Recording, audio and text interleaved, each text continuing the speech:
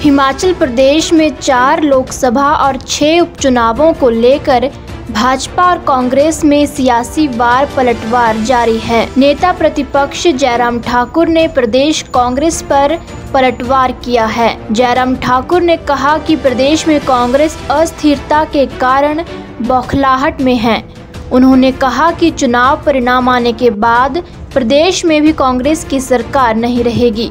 इस दौरान जयराम ठाकुर ने सिलसिलेवार तरीके से मुख्यमंत्री, उप मुख्यमंत्री और कांग्रेस नेताओं पर पलटवार किया। नेता प्रतिपक्ष ने निशाना साधते हुए कहा कि बीते घटनाक्रम के बाद हिमाचल प्रदेश में कांग्रेस बौखलाहट में है।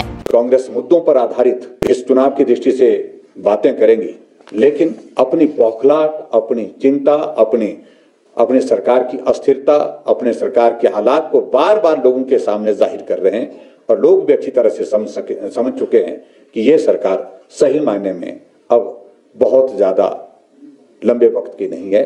और निश्चित रूप से हिमाचल प्रदेश में लोकसभा के चुनाव के बाद जहां मतों की जब गणना होगी 4 तारीख को, तो निश्चित रूप से परिणाम इस प्रकार से आएगा। सरकार यहां भी भाजपा की होगी, सरकार दिल्ली में भी नरेंद्र भाई मोदी जी के नेतृत्व में भारतीय जनता पार्टी एनडीए की गठबंधन की सरकार होगी।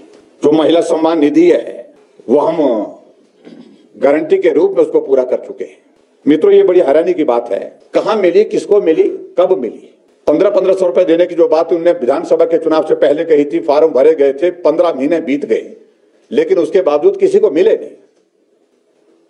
और ऊपर से इस बात का आरोप हमारे सिर पर लगाने की कोशिश हो रही है कि भारतीय जनता पार्टी के जयराम ठाकुर वो जाकर के चुनाव आयोग में शिकायत करने के लिए गए।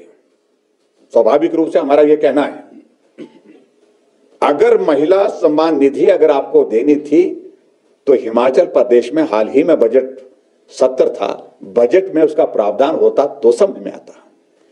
और इसके बाद और कहा कि अगर 2 महीने का भी चुनाव के दौरान का अगर नहीं मिला तो हम 3000 रुपए जो है वो जून के महीने में देंगे। यही कहा शायद। क्या ये चुनाव आचार संहिता का उल्लंघन नहीं है?